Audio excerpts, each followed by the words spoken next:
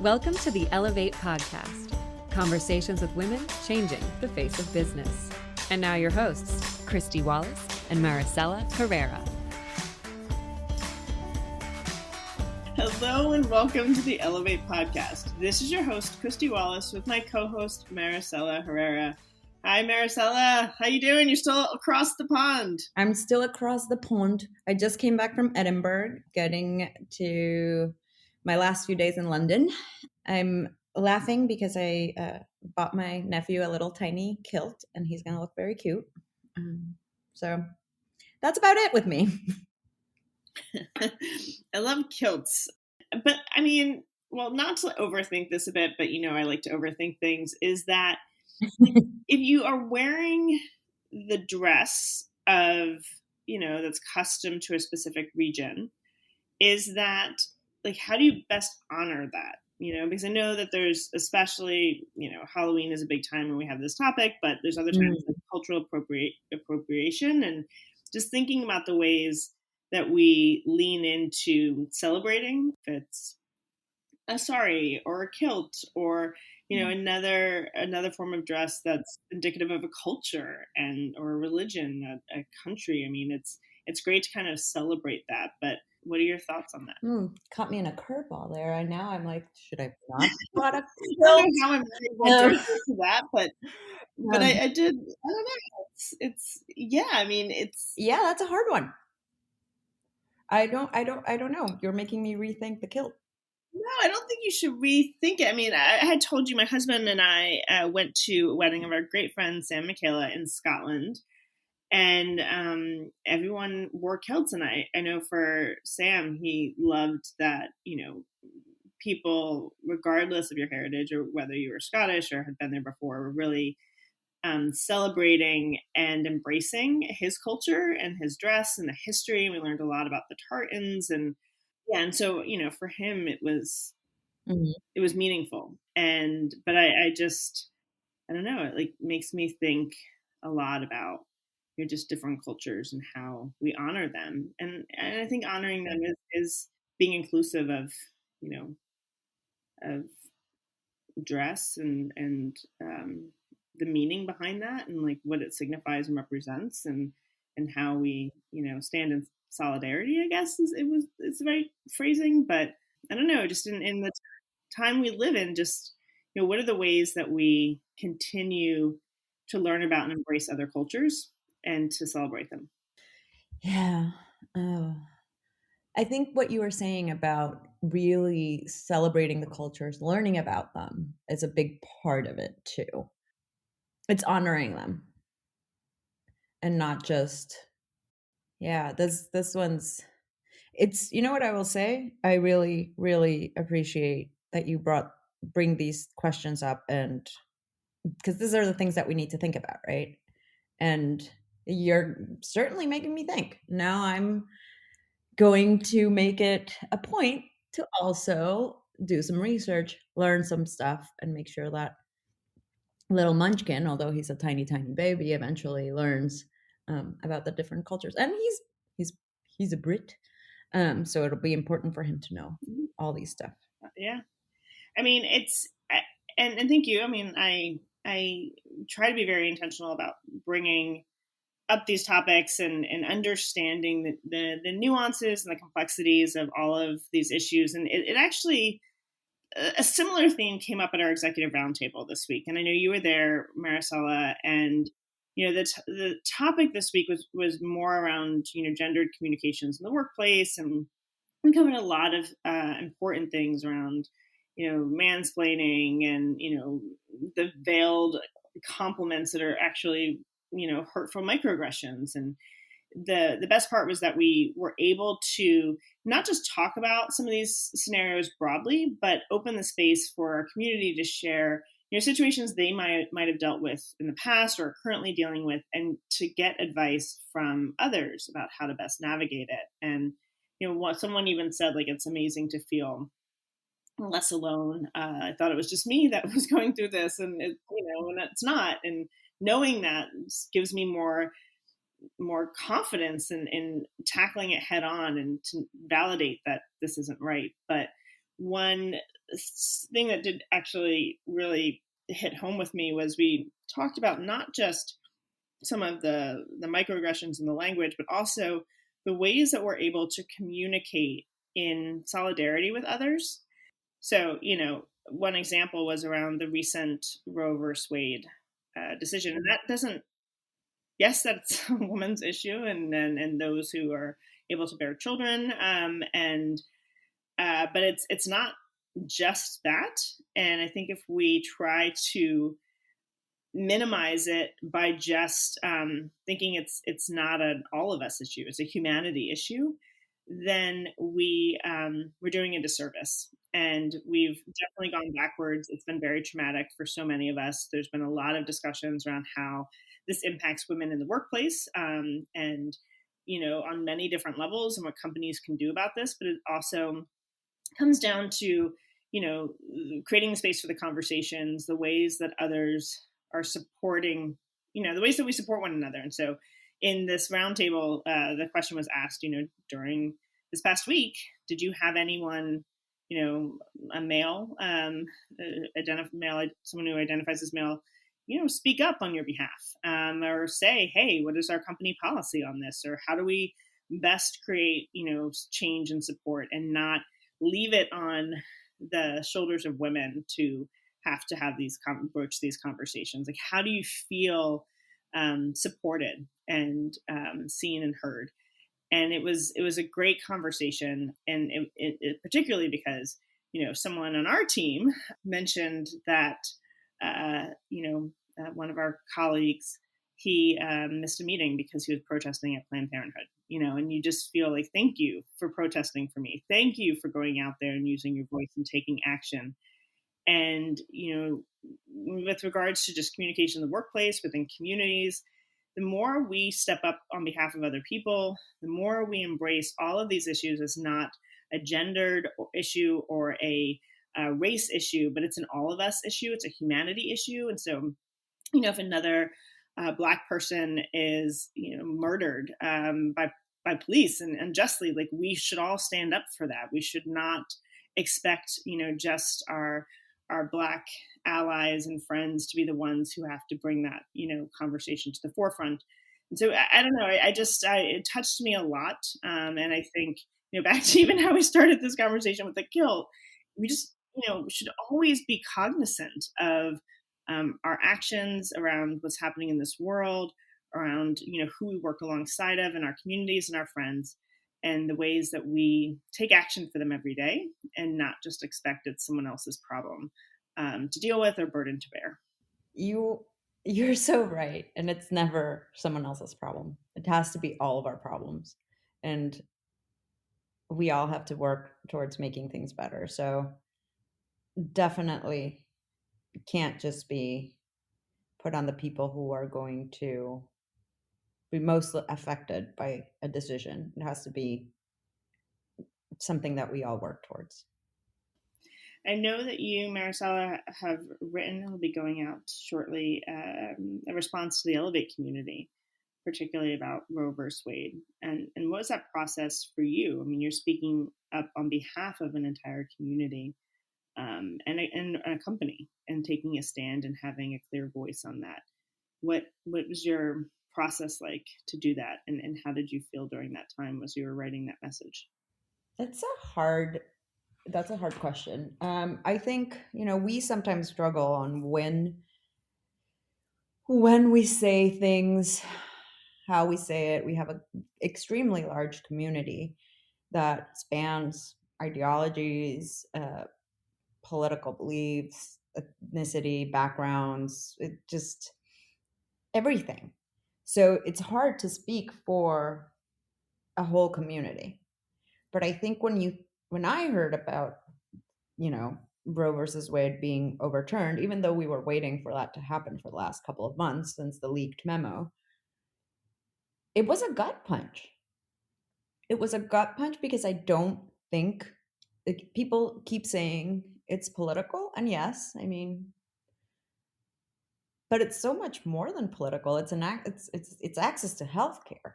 It's a human right.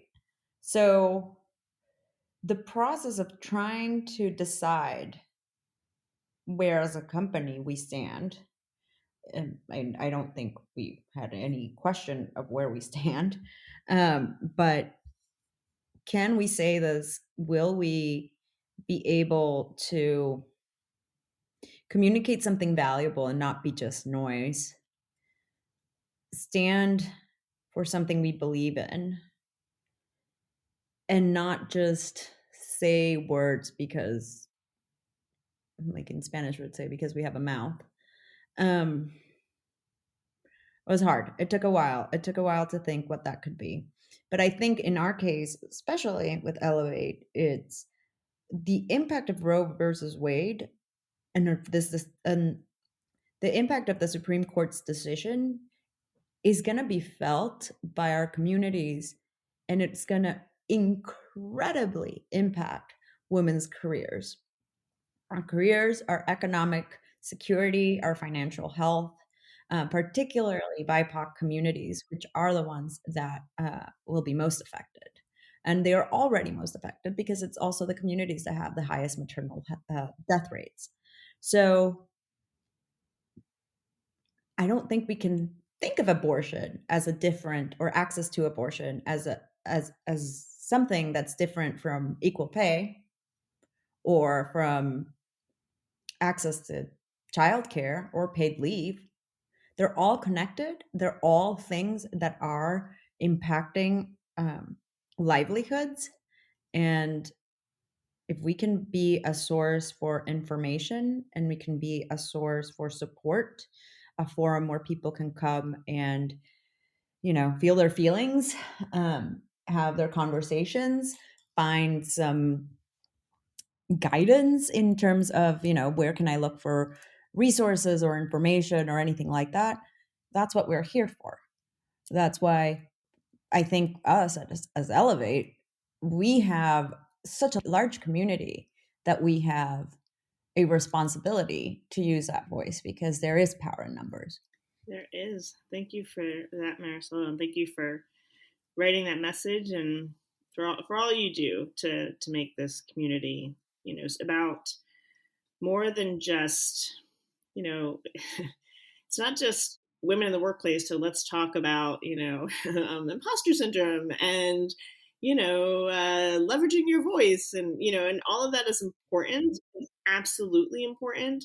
But again, like being a person in the workplace, your identity doesn't stop when you walk in that, virtual or real door. I mean, we're humans, and so much of this, to your point, impacts our ability to have, a job or to make decisions that, impact our lives and our careers. And yeah, I mean, it's just kind of blows my mind. On one hand, it's okay, we're overturning Roe versus Wade, but then now we still have a country that doesn't have mandated paid leave, maternal leave and paternal leave, because it's, again, not just a caregiver leave. Like, it's not just about the, the onus on one person. And yeah, and so it just feels like such opposition to each other where, we're going to make overreaching decisions about people's lives and yet do nothing to support them, and to create change in other ways. And it's just another time when women in the workplace in the world are, marginalized and our voices not heard. We're not supported. We're not given the opportunity, the equal opportunity for success and freedom, and in particularly pursuit of our careers and economic opportunities. So thank you for that. And yeah, we've got a lot of work to do. We talk about that on this podcast a lot. Obviously this is a hard topic. It's a very discouraging time. But I've seen, again, like so many people across the spectrum of identity, beliefs and beyond, leveraging their voice, leveraging their power, taking action, come together. And I would just say that during times of hardship is when you see communities be critical, to feeling less alone, to feeling like you can do something, for feeling like you can take action. And this is a community that stands for that. And I hope all of our listeners will embrace this community and embrace the support the knowledge and the action that we stand for. It's been just a lot. This has been a dense one. Well, thank you for this conversation, Maricella. It has been a lot. I mean, it's just, I don't know, we can use this as our forum to talk through things. So, Which is so important to have. And you know what? It's so important to also just be able to, like we were saying, question, ask. well, there's, with you and I mean, we've talked about trust, right? And I'm someone who gives it, and you're someone who needs to be earned, and they're both valid and totally legitimate ways to approach trust. Trust is important. And these conversations can happen in a place of trust. So I hope that the trust between us extends to our community, and you can hear these. It feels like a very private conversation between the two of us, where we're talking about, real values and issues and actions in life. And there's thousands and thousands of you listening into this. You're like the flies on the wall, listening into this. But that's important to know that this is happening to me. I hope you're inspired a bit to approach some of these topics with your community and your friends, your colleagues, and to get a little bit of advice and inspiration along the way. So yeah, I'll always enjoy talking to you, Maricella. Me too. And I love our podcast chats because they can go deep, and we have, we tend to talk so much about work, but it's nice to talk about the world too. And yeah. Even though it's so messed up. I mean, I'm laughing, but I'm not laughing. I'm laughing to keep from crying. Oh gosh. Okay. Well, let's get to today's guest, Michelle and Campbell. What? Just I don't know. Just pivoting real fast. Everything. Yeah, it's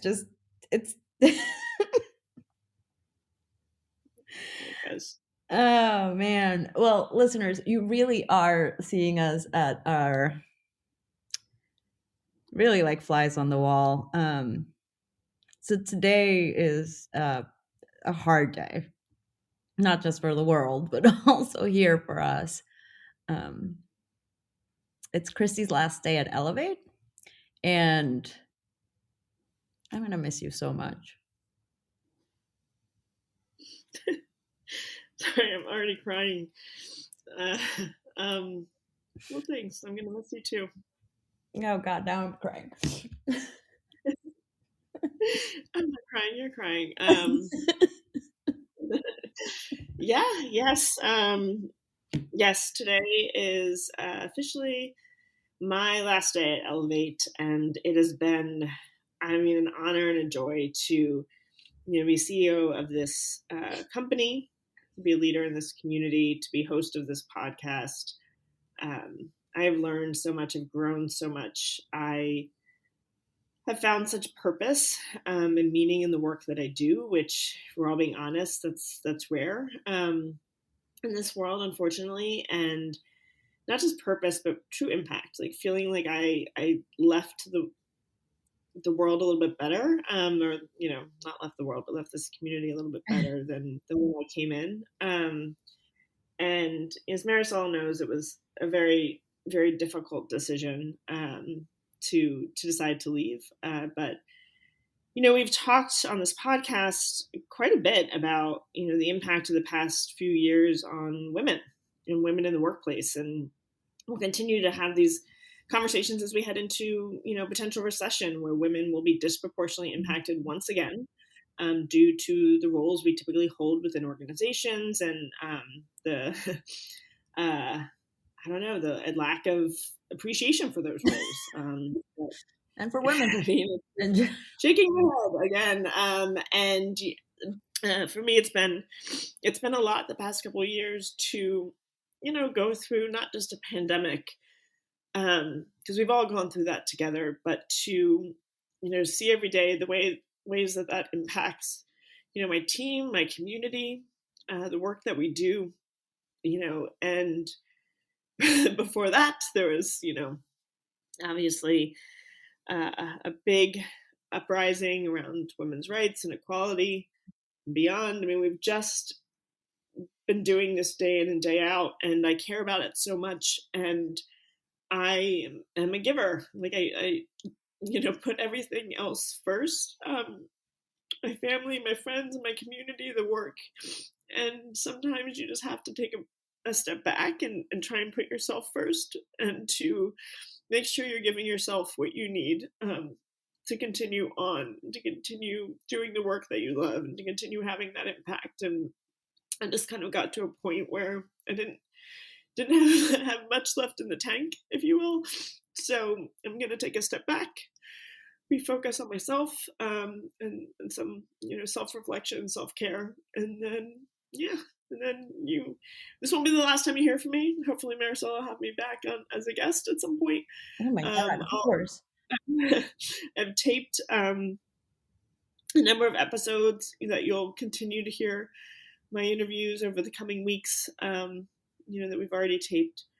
But, thank you for the gift of this podcast, for the ability to hear other stories, to learn from others' perspectives, identities, lived realities, to continue to be inspired by my peers and colleagues every day, the women who are in the workforce, who are creating change, and for, having these great conversations with Maricella, who I am so thrilled will be stepping into the CEO role of Ellevate, and will continue to lead this organization into the future, and into, a space and time where we continue to support our community and to create real and lasting change. I have big shoes to fill. Kristy, thank you for everything. I mean, thank you for being so authentic and vulnerable. Thank you for asking all the questions that sometimes people are afraid to ask. Thanks for leading our team through what has been years of ups and downs. I mean, you and I have worked together for so long. It'll be rough not having my partner in crime, but I know I'll still see you, and you'll come back to the podcast, and you'll always be part of Ellevate and the Ellevate family. Of course, you'll see me at the executive roundtable. I'm already signed up for an executive squad this coming fall, and you always say you know where I live, but you literally know where I live. I literally know where you live. Yes, we are having tequila as soon as I get back from London. Oh my gosh, we're absolutely having tequila as soon as you get back, and we will spend lots of time together. And that's really what this is about, right? I want to see you succeed. I know you will succeed, and I'm here to be there with you every step of the way. I believe very deeply in this community, and I, deciding to leave was one of the hardest things I've ever done. But we know that sometimes we have to make those hard decisions, and have to really be intentional and thoughtful about our lives and the directions that they take. And so I don't know where I'm going next. I'm going to take some time, but there's a part of me that really struggles with this story and how I'm talking about why I'm leaving, in part because it's like I don't want to be, another statistic. I don't want to feed into that news headline, oh, women leaving the workforce because, they're now having 6 jobs, and homeschooling 3 children and leading a company and doing this and doing that. And so that was disheartening. It was disheartening to hear that narrative around women and the workplace. And in part because it's like our world shouldn't be that way. It shouldn't be that we feel like we have to make those decisions. We should have more flexibility. We should have more support. We should have, different ways of approaching work and in life and that work for us. We should be supported by, policies and companies that, want us to succeed and know that we are varied and complex humans. And, certainly being at Ellevate has been a place where we've worked to create that, to where we want to, focus on why employees stay, focus on mental well-being and belonging, focus on the fact that, we have a multitude of identities and priorities in our lives, and how do we best help our teams to lean into all of that. And I just think, as a leader, it's especially a leader during this time, they oftentimes say it's lonely at the top, and it is. And in part, it's lonely because if you're someone like me, you keep a lot of it inside, you put a lot of it on your shoulders, and you care very deeply about, solving those problems, setting people up for success, like making sure that your employees feel secure, that they have a clear direction, that your community knows you're there for them, and that you're trying to create spaces for them to get that support.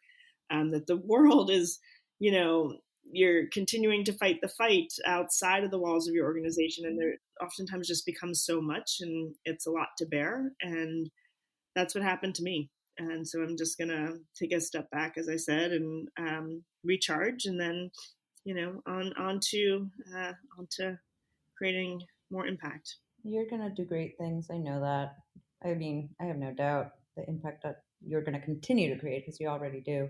But I also think that you're giving yourself very little credit. I think that, at least for me, seeing you decide for once, and I've known you for years, seeing you decide for once to put yourself first and take care of yourself is not only extremely inspiring and brave, but just, I don't know. I know it was a hard decision, but it's a great example.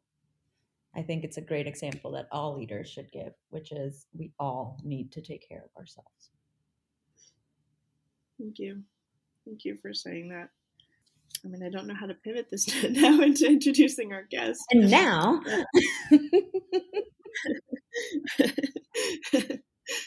well, thank you to our listeners for supporting me along the way, and for being a part of our conversations every week.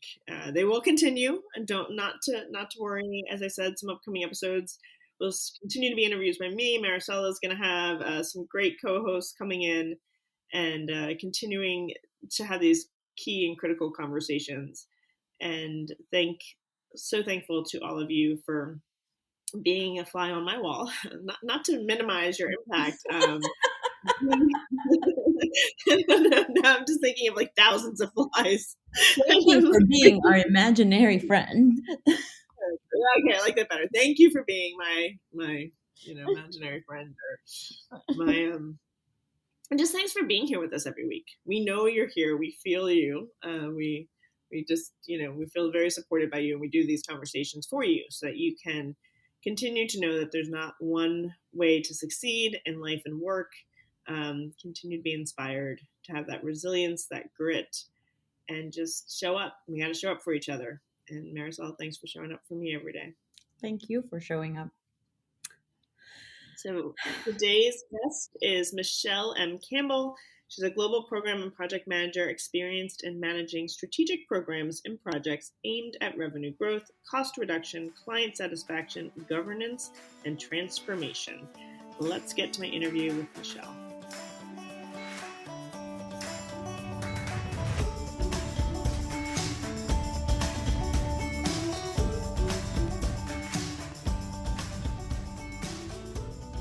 Hello, Michelle, and welcome to the Ellevate podcast.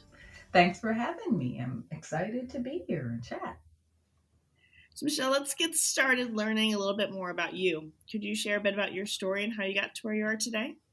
Well, I like to tell people I'm the organizer of ideas and people. So growing up, I had no idea what I wanted to do. All I can remember is that about around age 8 or 9, I set up a bank under the stairs at home, complete with a chalkboard sign. So one might say it's destiny. I had no customer, but I had a bank. So years later now, today, I'm a project manager and program manager leading teams to results in the highly regulated space of financial services. So I guess, yes, it was destiny. And was that from that bank under your stairs to today? Was that path always clear? No, it wasn't. What I knew is that I wanted to build things in terms of the business sense, going back to that bank under the stairs. So I majored in business management and finance, but I didn't know where it would take me. But I also majored in business management and finance within New York City. So sooner or later, yes, you would end up in a bank. But in retrospect, it was a fit for my passions and skills because today I build things within financial services for our customer. And I get to witness the direct impact of my work and my teamwork and efforts.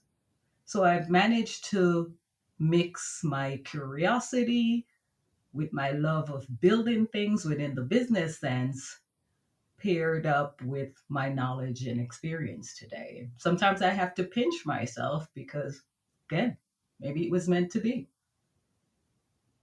Well, Michelle, you've worked for some pretty big names. What helped you with those transitions? Meaning, was it a little bit of luck? Was it fate? Was it connections? Was it just a very aggressive recruiter? I mean, how did you build your career building, products and teams and everything within these big organizations? What was the connecting thread between them all? I think with it, like anything else in life, it's a bit of chance, a bit of luck, and certainly a lot of grit. I knew I had the passion to build things, and I was in the right environment, as I mentioned, of New York City. But what ties all of that together was just knowing that there was impact that I could make, an impact my teams could make, and driving that forward. The having developed products, there is tangible proof of your work. You have put something out on the market. You have built a team, you have worked on it, you've gotten legal, regulatory approval, and you've put it out on the market. That's undeniable.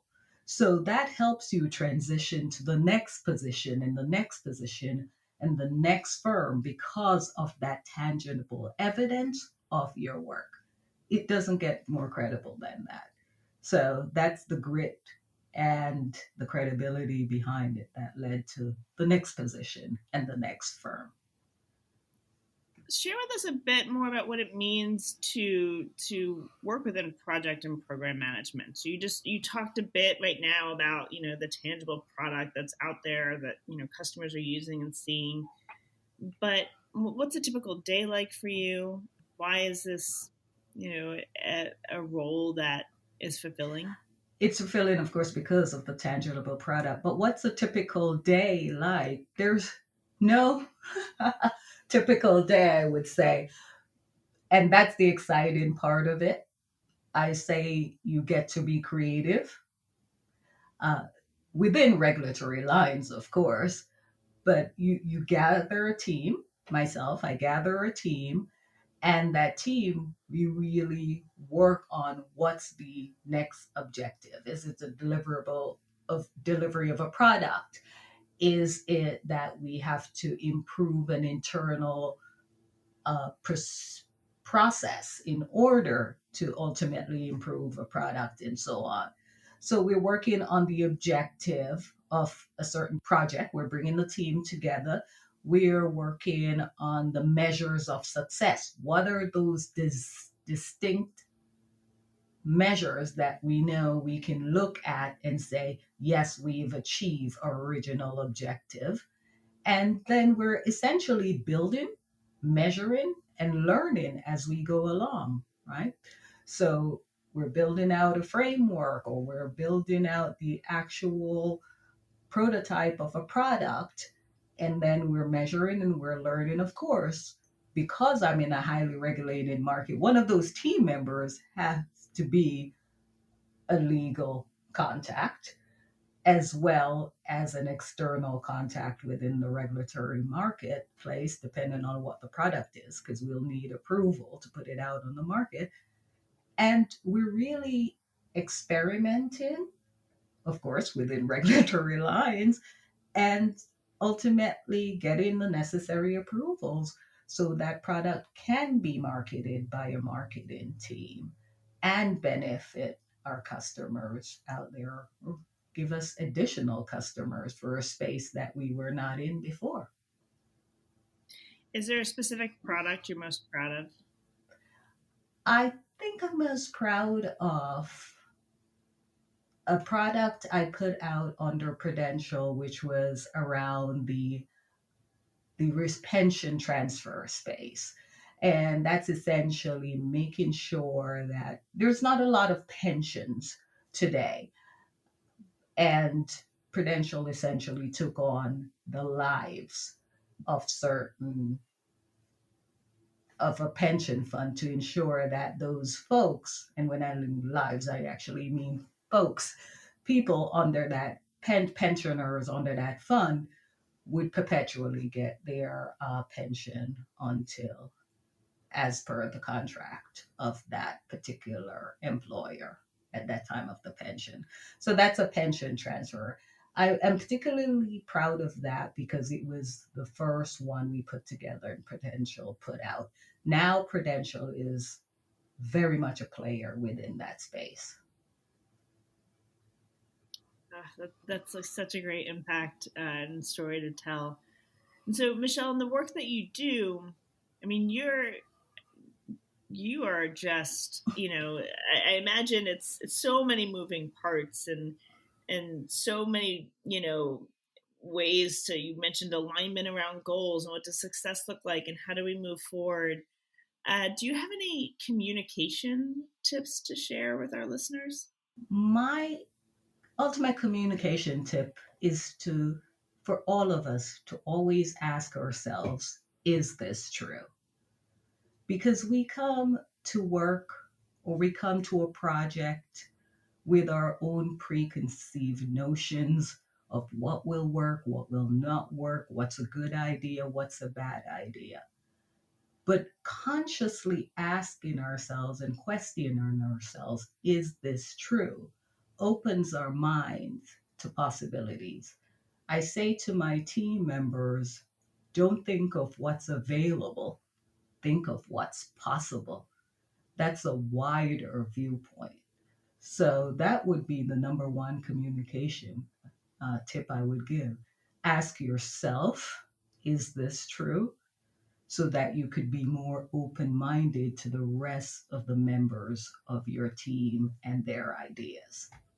Thank you for that advice. Yes, I love that. And it's a great way to really challenge and inspire our teams and get them, um, you know, part of the project and the communication. What about meetings? Like, I've been thinking a lot about meetings lately. Feels like I'm going from one Zoom to the next and always, looking to make improvements on that. And especially meetings in a virtual time can be tricky because it's a way to connect. We don't have so many informal ways to connect with others. But what are insights you have on managing meetings and productive meetings? I think we're all, since the pandemic, suffering from meeting fatigue, especially virtual meeting fatigue. The good thing is that we can Zoom from one meeting to another within a matter of seconds instead of walking down a corridor. But the bad thing is that everybody now seems to have scheduled a virtual meeting. I would say my first number one tip in terms of meetings is using a compass.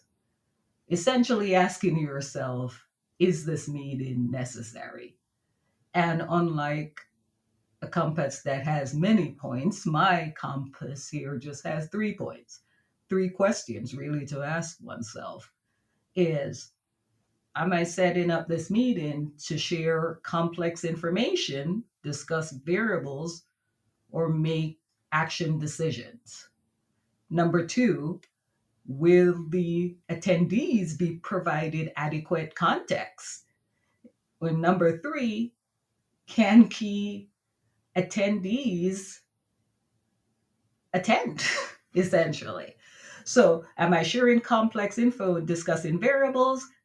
Number two, are attendees will be provided adequate context? And three, can key attendees attend? If the answer is yes to all of those questions, have the meeting. If not, i.e., if you're just sharing information that could be an email, let's not have the meeting. That's my first tip.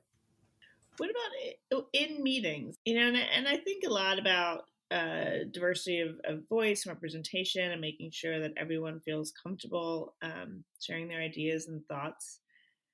Are there specific steps you take to create a dynamic and collaborative meeting, right? One where it's not just 20% of the attendees owning 90% of the conversation, and to keep the conversation focused and moving forward? Yes, I would say definitely give them something to react to. So instead of coming up to a meeting, not having a central objective, not having some type of a plan of how the meeting will go, and we all just stare at each other. No, that's not the way to do things. But give them something to react to by thinking and having a concrete list of what's the objective, what's the outcome you want from this meeting. Depending on the objective, what are the risks? What are the issues? What assumptions you're making? So, take for example, you're releasing a financial product. The outcome of the meeting might be a very basic and initial meeting is, should we go after this financial project opportunity, right? What are the risks around that? Right? What are the issues?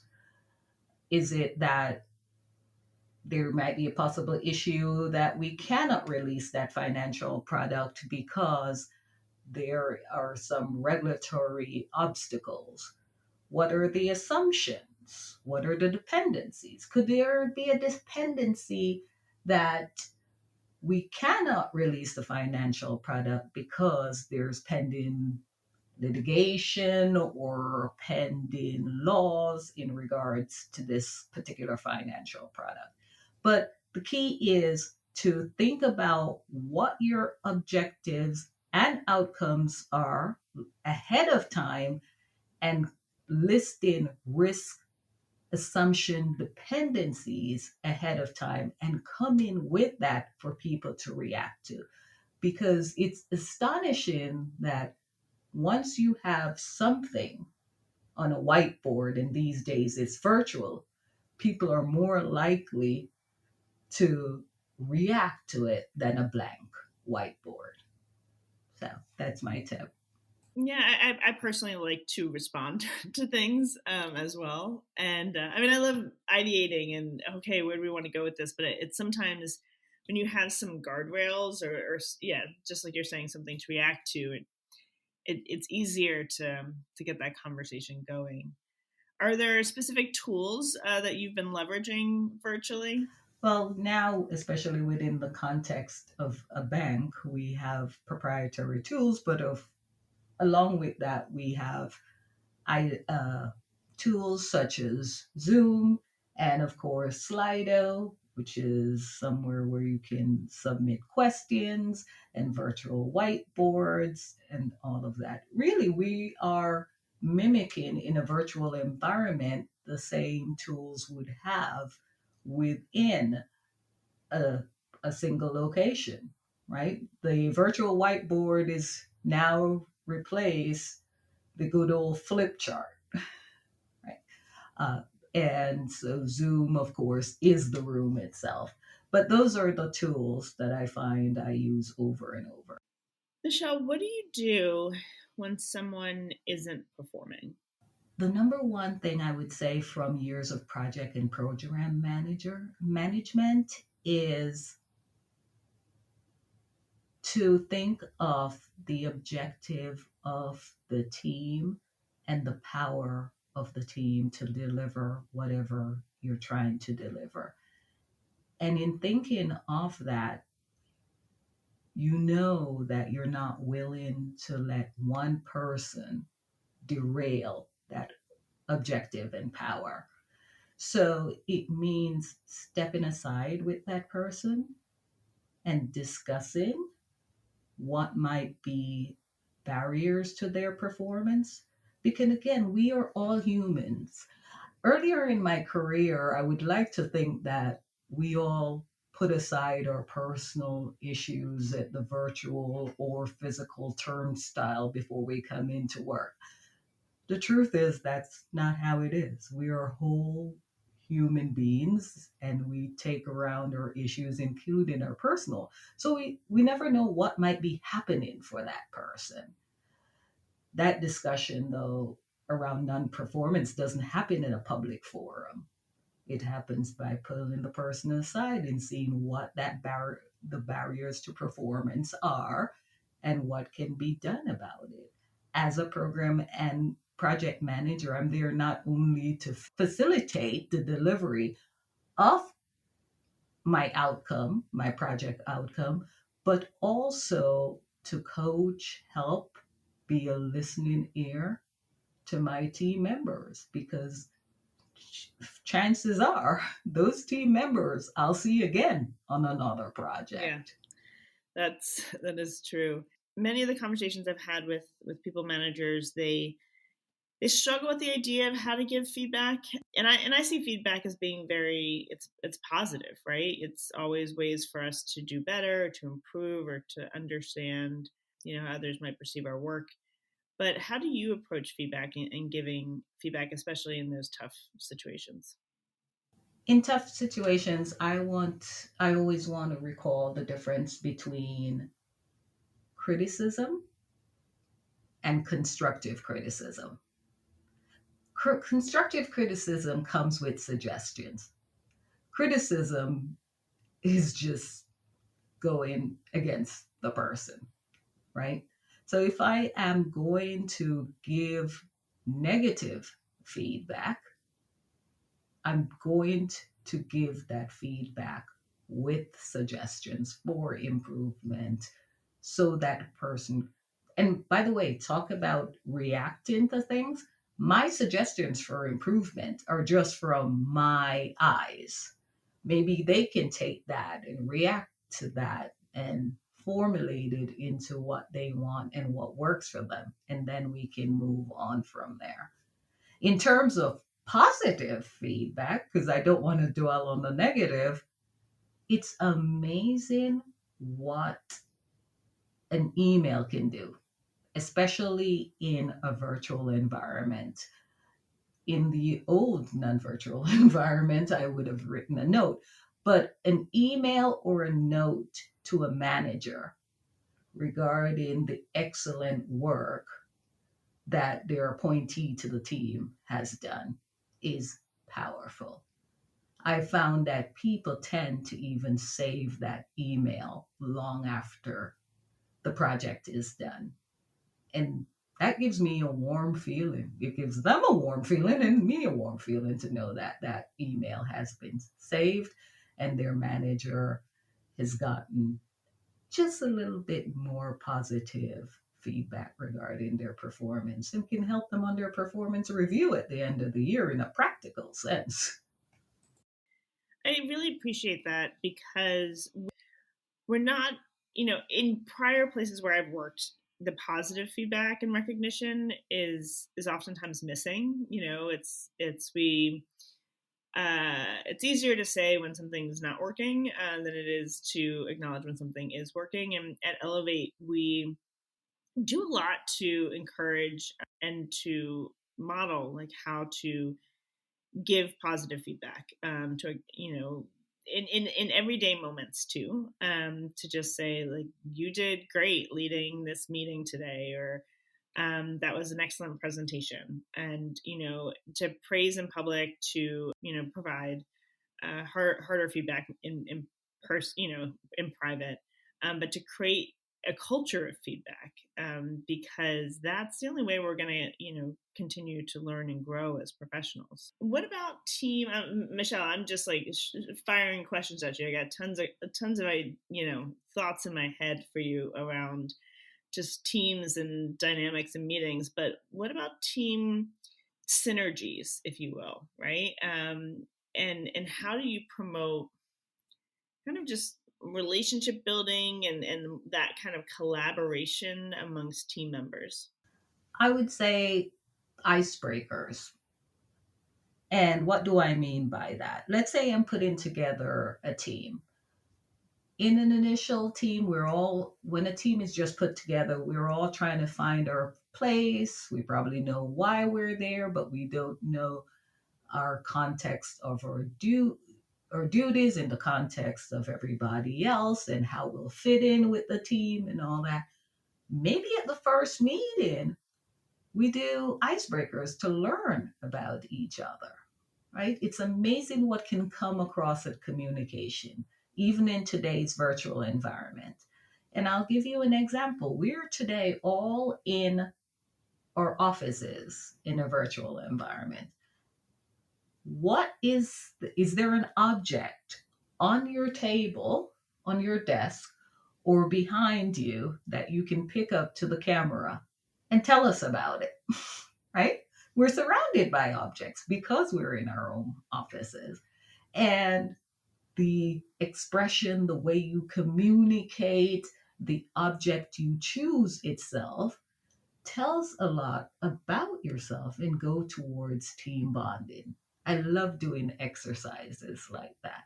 We get over quickly or quicker the initial hurdle of trying to find what is my place within the context of this team. Michelle, thank you so much for just all of the amazing insights and advice that you've shared with our audience here today.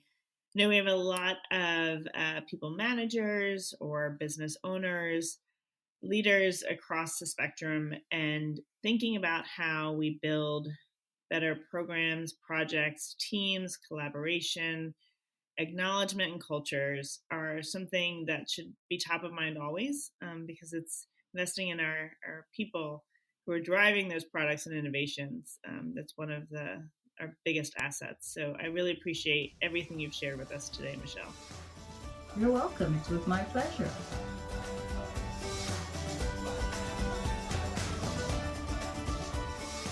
Welcome back. Maricella and I have dried our eyes a little bit.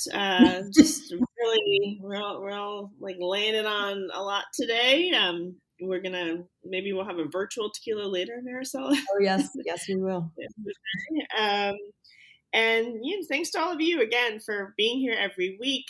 Don't forget to check out some of the great things happening at Ellevate, our roundtables, and the rising leaders. We're going to be talking about building your influence in your company. Very important if you want to create change.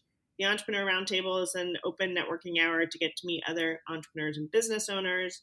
Maricella is the new host of our Executive Roundtable, so make sure you check that out. And don't forget to sign up for squads. The deadline is fast approaching to sign up for a squad, which will be starting this fall. As we've continued to talk about ad nauseum, but we need to reinforce it because it's so important. Having your squad, being part of a community, creating space for these conversations, it matters and it's important. And, it's something that has truly defined me in so many ways over the past couple of years. And I will continue to be a part of this community because I know I need it. And I wouldn't be who I am without it. You'll always be part of the Ellevate family, like I said. Oh, I will. You'll see me. You'll see my smiling mug at the executive roundtables. Don't you worry. So we do want to celebrate some firsts. Of course, we love amplifying these great stories. Lena Horne will become the first Black woman to have a Broadway theater named after her.